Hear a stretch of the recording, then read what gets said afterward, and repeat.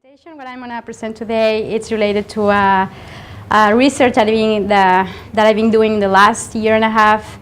And before start, I really want to acknowledge all the efforts from all the group that we've been working with. This part of this research I'm presenting today belongs to a bigger research that is an ongoing research in Mexico, funded by the National Science Foundation, where different universities in the US and in Mexico are collaborating. And this is just a little tiny part of that huge effort on the evaluation of payments for ecosystem services in Mexico.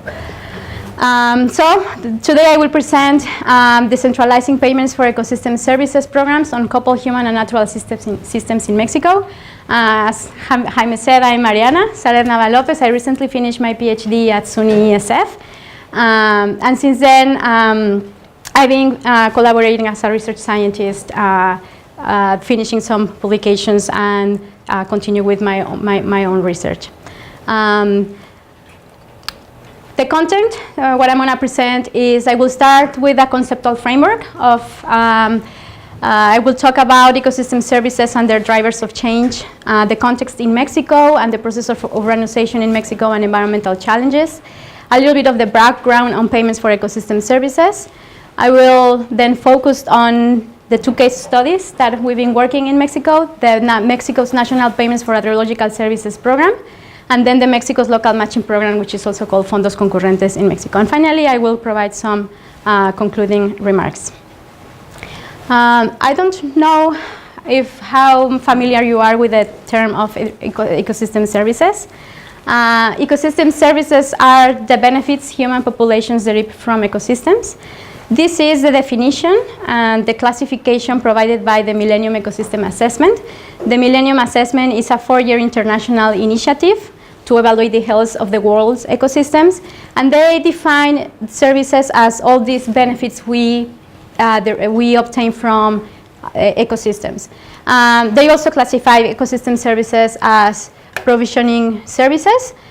Provisioning services are all the tangible benefits that we obtain from ecosystems, like, for example, fresh water, food, fuel, any other type of energy we can obtain from ecosystems.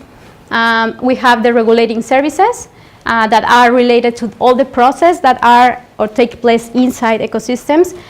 For example, water purification or crop pollination are part of the regulating services. We also have cultural services that depend on the contextual and the social context in which they are provided. They are intangible benefits, and basically, as an example, we have recreation and ecotourism as an example, but we have other cultural services such as education or cultural heritage. We have supporting services, and on the basis of these three types of ecosystem services, we have the supporting ones that are necessary for the provision of all these three types of ecosystem services. And as an example, we have soil formation, nutrient cycling, and primary production. So there is no doubt that ecosystems are very important for human well-being. We obtain a lot of ecosystems services from them. However, there are a number of drivers of change that have caused their degradation. And as an example of these negative impacts on ecosystem services, we have process of deforestation. Around 121 million hectares of forest have been lost since 1990. By that year, we had 31.6% of forest land around the world. And by 2015, this number changed to 30.6%. And with that loss of forest, with that deforestation, we are losing all these ecosystem services. Within the main drivers of change of this deforestation are land use change to cattle ranching, and of course land use change to agricultural production. Another impact on ecosystem services is the continued growth in human populations and the expansion of urban cities. Today we have 28 megacities around the world, 20%, and these 28 megacities represent 12% of the world's urban population. And within the most noteworthy environmental impacts are the extraction of drinkable water and, of course, the deforestation and downstream pollution of regional watersheds. All these areas, this is Mexico City, and all these areas around have been experienced high deforestation rates in the last 20 years. So what happened in Mexico in the last 40 years? From the mid-20th century, the Mexican population started to move from rural localities to urban areas, to the extent that by 2010, 59 metropolitan areas were identified in Mexico. Just to give you a reference, in 1960 there were only 12 metropolitan areas. By 1990 this number increased to 37. These are the metropolitan areas in Mexico, and these metropolitan areas represent 50% of the total Mexican population, and the total Mexican population is around 110 million people. This represents around 67 million people. This is only a little bit of population trends in Mexico. In red, the rural population in million inhabitants from 1950 to 2010. And for the same period, we have the urban population from 1950 to 2010. And this is just to show you how urban population quadrupled between 1950 and 2010. And the important thing about this is that the demand for hydrological ecosystem services drastically increased. And within the most impacted ecosystem services as being water for provisioning to these urban areas. Therefore, in Mexico, water scarcity and deforestation are within the two of Mexico's most important environmental challenges. As I said, we've been having deforestation rates from 2005 and 2010. We had the rate was 155,000 hectares per year. And of course, we have experienced lots of water scarcity in Mexico, especially in urban areas. And just to show you, this is a map of the overexploited aquifers we have in Mexico. All of them are in central and north part of Mexico, which is the arid area, but of course, all the central part where is Mexico City. So on the face of this situation, the government in Mexico and in the governments around the world started to implement environmental policies to solve these problems, these environmental problems. And this is where payments for ecosystem services programs started to be implemented. Payments for ecosystem services are an environmental policy tool created to respond to environmental degradation by providing incentives for resource conservation.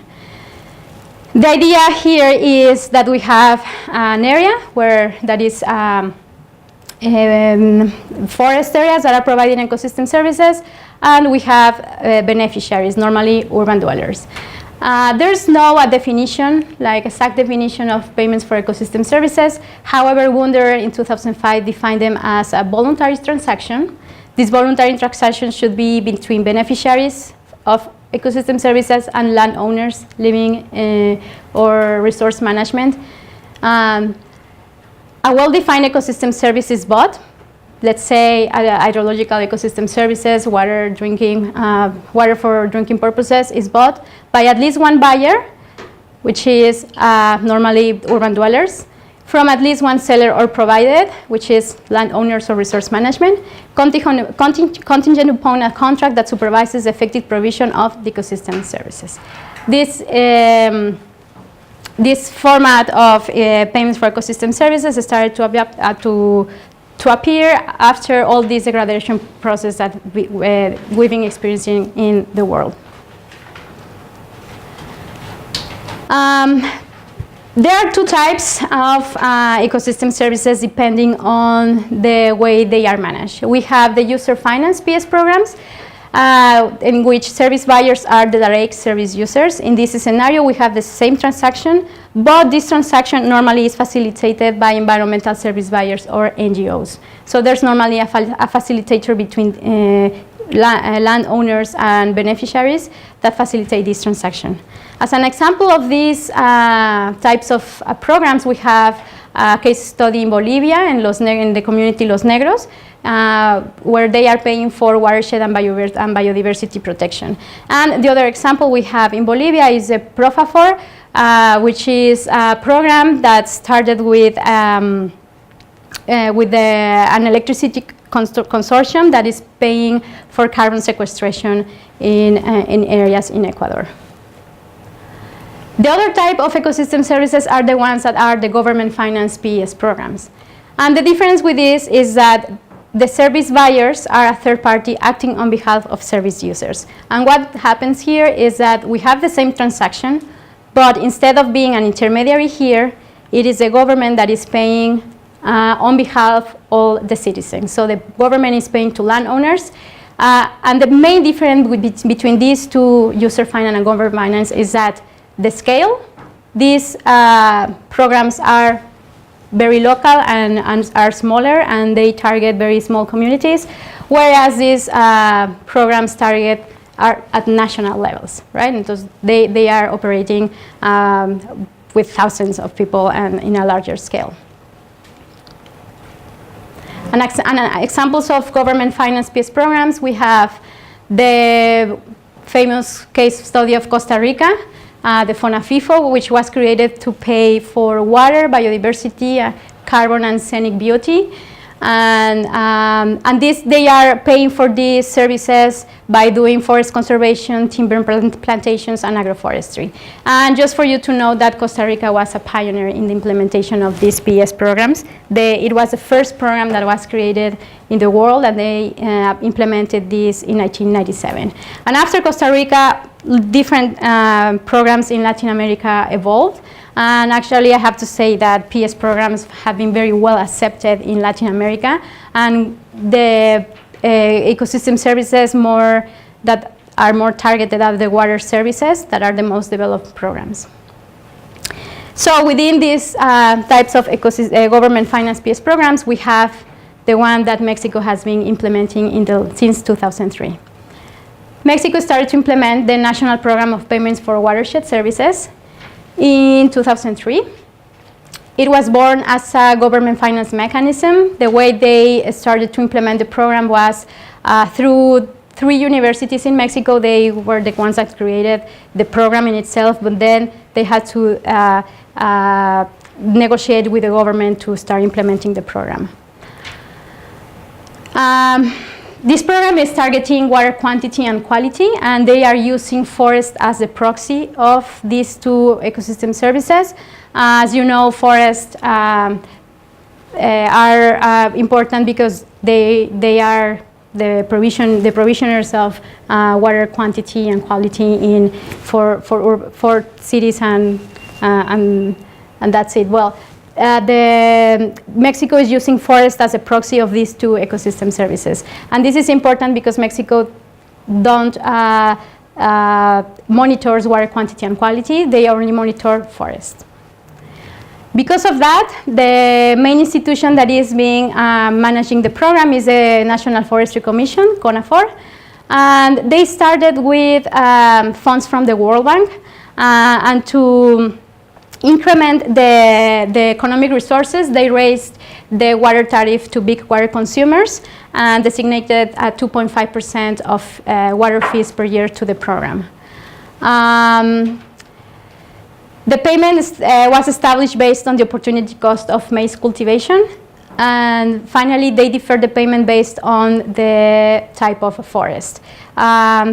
In Mexico, the cloud forest is very valuable, and the cloud forest has a higher value because it has a very specific hydrological functions in terms of water quantity, and therefore this type of vegetation was the one that is receiving the most higher price per hectare. So this is in 2003. As I said, this program that Mexico applied was as a national program. It was applied to all the forests in high deforestation risk, in risk of deforestation. And in 2008, CONAFOR started to implement the matching program, the Fondos Concurrentes. And this program included locally funded finance PES programs. And the idea of CONAFOR in implementing this new program, the matching program, was to decentralize the national scope scope of this program to a more individual local programs in Mexico. And the idea of CONAFOR is this one. CONAFOR will provide 50% of the funding to a program, whereas the other 50% should come from local users. And this is the way CONAFOR has been trying to incentivize local governments to start their own programs in their municipalities. So this, as I said, was a way to transition between the government finance to a user finance mechanism. And therefore, the matching program expects that stakeholders must develop their own capacities to operate locally and achieve self-management. Some of the rules between the matching and the national program are very similar, but some of them are, the program is a no-touch policy, which means that landowners, they have prohibited to extract wood from the forest. They cannot do anything with the forest. The application to the program requires the proof of legal ownership of the land. The contracts are for 5 years. The monitoring of compliance is done by CONAFOR basically through satellite images, which is sometimes a problem because the scale in which they do it is a little bit bigger to really differentiate on types of vegetation. When a breach of contract exists, the total cancellation of the payment occurs. And the other thing is that landowners should develop a best management practices program based on risk analysis. And they are, this is a picture of the activities they should done in the forest to, for example, make these tinas ciegas, which are ponds to infiltrate water and to keep infiltration rates higher during the year. And they are also the programs, the local program, the local municipality or the local NGO should develop workshops with the landowners to explain them the rules of the program and all the activities they should be doing during these 5 years. So the objective we have in this project is to assess and compare the decentralization process of 2 local payments for ecosystem service programs operating in the state of Veracruz, Mexico. As I said, Mexico wants to decentralize this program, and decentralization implies a greater participation of stakeholders to achieve self-management. And the way these intermediaries see participation is what is been shaping all these local PS programs. So our research questions at this point have been, to what extent local PS programs have included the participation of service providers and users in the implementation of the program? We want to know if these local programs have been spreading the word with landowners and users in the cities to make them know about the program. And we also want to know what are the mechanisms that these programs have been using to achieve this self-management, to start being an independent program. So these are the 2 case studies we have in Veracruz. We have first the program called Fideco Agua. Fideco Agua is operating in the Gavilanes watershed, which is this yellow. It looks yellow, although it was pink. And the most important part of this watershed is that it supplies water to the city of Coatepec, and the city of Coatepec has around 85,000 inhabitants. The other study area, or the other program we've been focusing is the PROSAPIX program. This program is being operating in the nearby, in a neighbor watershed, which is the Pisquiac watershed. And the most important part about this watershed is that it supplies water to the city of Jalapa, which has around 500,000 inhabitants. Both of them have very similar characteristics in terms of size of the watershed and elevation range and length. And they share 2 different types of vegetation. The most common are pine forest, oak forest, and the most important vegetation they have in these watersheds is the cloud forest. So they are receiving payments for cloud forest and for pine forest. Some of the methods we used was semi-structured interviews. We went to the field.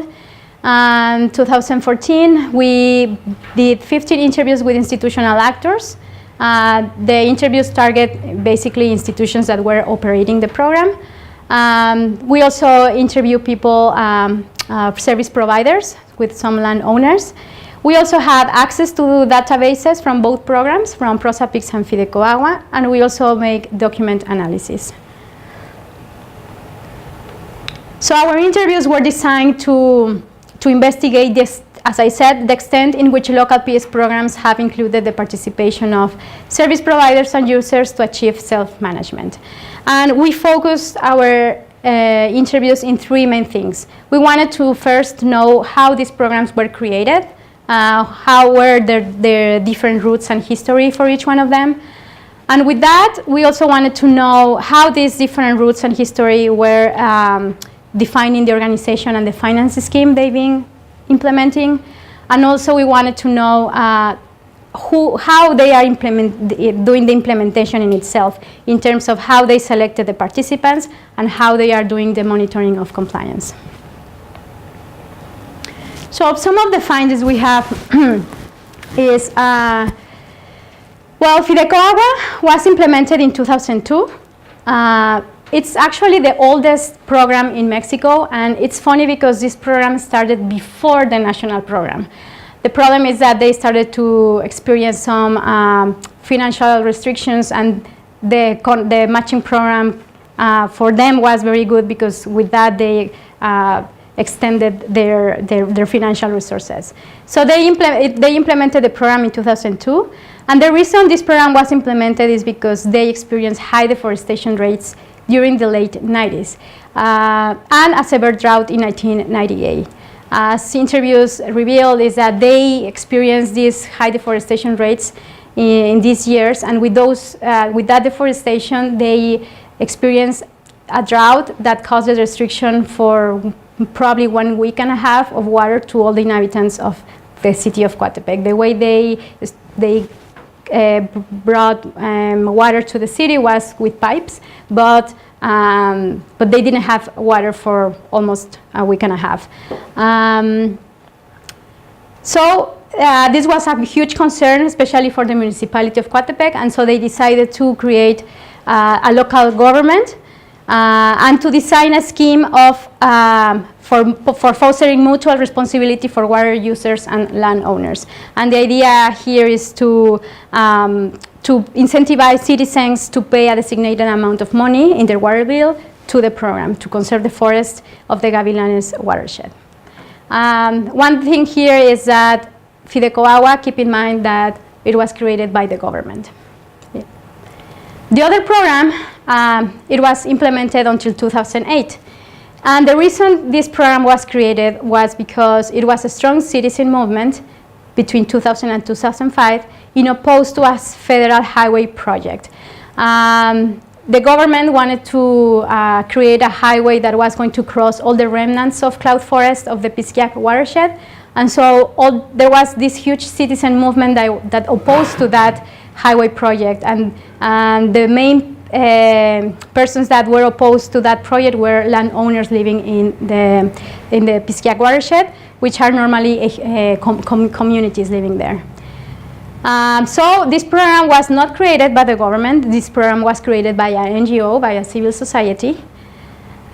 And when they created this program, the NGO, which is this NGO Sendas, decided to follow the integrated watershed management approach. And the integrated watershed management approach understands that conservation must be accompanied by using natural resources through sustainable land management practices, and with the involvement of lots of all the stakeholders involved in the process. So when they created this program, they thought that involving communities and stakeholders in the program was very important for them to keep going with the idea of creating the PROSAPICS program. They also adopted the notion of compensation rather than payment. And the reason they adopted the notion of compensation was they didn't want to see this program only as a monetary payment to landowners. They wanted to bring the landowners a different conception of the program. They wanted them to know that there was a compensation that was going to be used for conserve the forest, but also for other activities such as conservation or agroforestry activities or for reforestation. So this program was created by this NGO, Sendas, and the most important part was that they created with the notion of watershed management approach and the compensation. How they are organized and financed. As I said, Fidecoagua receives federal funds from CONAFOR. They receive around $42,000 per year. This is the funding coming from the federal fund. Local funds are the municipality of Coatepec. I forgot to say that they created this trust. Fidecoagua is a trust. It's a fideicomiso, so they have assured every year, like they have money every year for the program. And also they included this mutual responsibility between water users and so SEMAS Coatepec is the Municipal Water Commission, and they charge around this amount of money, $17,000 per year, to users' water bill. So these are the three different funds that Fidecoagua receives. I want to point out that even though users' water bill, even though that this program is receiving money from users' water bill, they are not aware of that. They are not paying. It's apparently a voluntary transaction, a voluntary payment, but users are not aware of the program or the fact that they are paying. And we performed different interviews in 2015 with downstream consumers, and they are not aware of the program. They don't know they are paying for that. And this is important, and that I will explain later. So Fidecoagua started they started to worry about funding, because this is funding that they have every year, but they wanted to expand and have more funding sources. So they created a new way to incentivize private companies such as Nestlé and Coca-Cola, which are the biggest companies in Coatepec that are using water. And they created this program that is the Adopt a Hectare program. And the idea is to incentivize this local business in the city or big water consumers, as Nestlé and Coca-Cola, to provide money to the program and to adopt a hectare and say, this is my hectare in terms of conservation, and I'm paying for that, for a certain number of hectares for the conservation of water resources. This sounds very nice, and this was probably one of the biggest successes of Fidecoagua in 2011, because they created this program in 2011. However, it's been very hard to keep these big corporations involved in the program. When Nestlé and Coca-Cola, they provide money wherever they want. It's not something that they are doing constantly. So with this money, they pay around $85 per hectare per year to the Gavilanes River watershed, which are primary private landowners. This is interesting because forests in Mexico normally belong to communities and ejidos, and in this case, in this watershed, they are private landowners. It's funny because this has also been a problem for the managers of Fidecoagua, because some of these private landowners don't even live in the watershed. They live in Mexico City or somewhere else in the state of Veracruz. How Fidecoagua makes decisions? They have a technical committee, but according to our interviews, this technical committee is only composed by the higher hierarchies of the government, and therefore the decisions are only made by the municipality. There are no landowners in this technical committee or other stakeholders that could provide more feedback to the program. So we have the other program, which is PROSAPICS. And this program was created very different because they first created a watershed committee called COCOPICS. COCOPICS is a watershed committee that they created to incentivize the participation of multiple stakeholders from academia, from the government, and of course resource managers or landowners, ejidos, and communities. So this is the Cocupix community, and of course, it's the leader is Sendas, but they also the stakeholders involved are from academia, ejidos, the federal government, and also associations of local producers. And this is also a huge advance for Prosapix because right now the president of Cocupix is a comunero, an ejidatario, a landowner, which is a very good advance in terms of community participation because now landowners are taking more responsibility about the program. Well, Prosapix receives money from the federal government, around $23,000 per year. And the local funds are also from SEMAS Jalapa, which is the Municipal Water Commission. But the difference between these Prosapix and Fidecoagua is that the money from SEMAS Jalapa comes from the expenditure, not from users' water bill, which also represents a struggle for Sendas to keep every year this money in the program. They have to manage the money with the manager of SEMAS Jalapa every year. Every year they have to go and negotiate that money. This money goes to the Pisquiac Comunidades and Ejidos, and they also pay around $85,000 per hectare per year. But they, as I said, they created this program using the concept of the integrated watershed management approach, and therefore the lines, they not only pay for conservation, they gather all the money to pay for conservation, for restoration and sustainable forestry, and for productive reconversion. So they have different lines of investment. So how they selected the types of participants. Fidecoagua selected, it was basically a self-selection of service providers. Anyone willing to participate, like in terms of landowners, and if they have the proof of that they own the land, participated in the program. As I said, normally the participants are private landowners. And in the case of Prosapix, the selection was based on a technical study. Before starting the program, they made these consultations and workshops with people from the communities to ask them about their interest, about what they were interested in the conservation and the special activities they wanted to perform for the conservation. This technical study, you can, all these consultations are written in this document. And the difference between Fidecoagua and Prosapix is that Prosapix is mostly ejidos. The main water, service providers are communal land holders. How about conditionality and monitoring? This conditionality refers exclusively to land use because of the way the entire program in Mexico has been planned. In the case of Fidecoagua, it is limited due to a lack of personnel. Fidecoagua, as I said, it was created by the government, and being by the government, it's sometimes a problem because it is restricted to the election cycle. So every 3 years, then there's a new manager in Fidecoagua, and therefore they have to start everything. And there's only 3 persons operating on managing the program, and 1 technician. Therefore, the monitoring in this Fidecoagua has been very limited.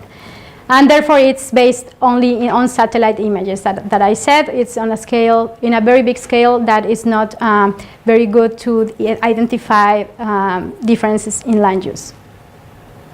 On the other side, Prosapix also they monitor land use, but Prosapix started they perform the monitoring on the ground. They go and they perform. At the beginning, they were doing this monitoring in each one of the parcels, but that was very it represented a high cost to Sendas. And therefore, after 3 years, they started to perform a monitoring in the ground, but through a random selection of 50% of the parcels.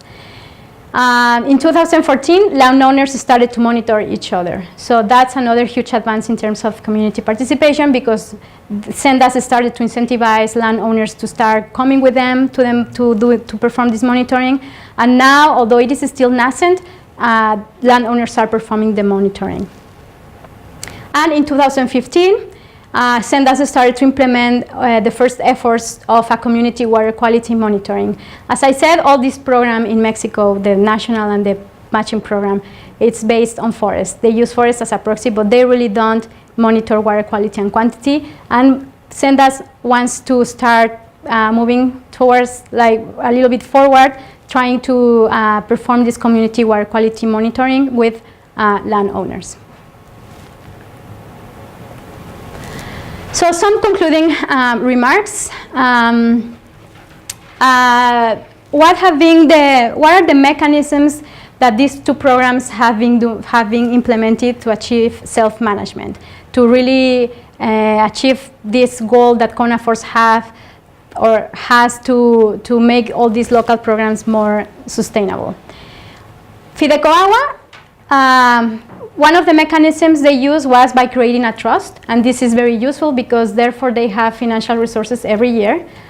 And they have done this contribution of local users, of local water consumers in the financial scheme. This is also good that they included the users in this program, but the problem is that they haven't told them that they are contributing to the program. They are only providing these voluntary payments. They are not very high, of course. It's a very small contribution. But if they want to evolve, they should do a huge campaign to make them, all these people, to make them aware about the program. That is important. As an additional mechanism, they created this new program, the Adopt a Hectare program, where they incentivize local and private enterprises to contribute to the program. So Fidecoagua, the mechanisms that Fidecoagua has been used to achieve self-management are restricted to financial resources. They have been promoting, but more because of their concerns about funding. Whereas PROSAPICs, on the other hand, have been achieving self-management in a different way, more in terms of incentivizing the power of the community where the program is implemented. So for that, they've been using a participatory diagnostics to design the program. They use the integrated watershed management approach that I talked about that before. And of course, they created a social organization for community participation, the COCOPICs. That was very important for them to really start involving the communities in the entire program. And also they've been using as a mechanism a participatory monitoring to monitor compliance of the program. So in the case of PROSAPICs, the mechanism that they've been using to achieve self-management is more towards the power of the community to achieve this self-management of the program. And what about the extent of participation of service providers and service users in the local peace program? Well, in relation with Fidecoagua, service providers, they have a very passive participation. It's not very active because they are seen only as receptor of funding because they are providing, but I'm sorry, they are only receiving the money, but they are not aware. They are aware of the program because they signed the contract, but after signing the contract, they don't ask more things about the program. Whereas PROSAPICs, they have a more interactive participation, and they incentivize more the empowering of people to generate collective action. Regarding participation of service users, well, in terms of Fidecoagua, we can consider it as passive, because even though they are considered in the scheme, in the financial scheme, they are only seen as a financial contributors. They are not aware of the program, basically. Whereas PROSAPICs, we can also say that they have a very passive contribution because the contribution that comes from the Water Commission is not from users' water bills, and therefore they have to manage the money every year, which is also very limiting for sendas. Both of them have limitations. Within the limitation is the low social support and lack of empowerment of users and providers in case of Pirogova. And in case of ProSAPICS, the economic limitation and lack of financial support. ProSAPICS have been incentivizing the community participation, but most of the problems with them is the financial support. And just to finalize, local matching programs in Mexico have adopted different forms in Mexico. Pirogova was driven by the government, and because of that, because the way it was driven by the government, it was done with that as a top-down approach, and all their efforts to achieve self-management have been to secure funding sources, whereas ProSAPICS was driven by a social organization, and because of that, the approach was a bottom-up approach of the policy, and the efforts are more to empower the community to achieve self-management. And well, I just want to acknowledge all the people that have been involved in the project. As I said, this is just a little tiny part of the project funded by the National Science Foundation. And this is people from different universities in Mexico and the US. And thank you very much.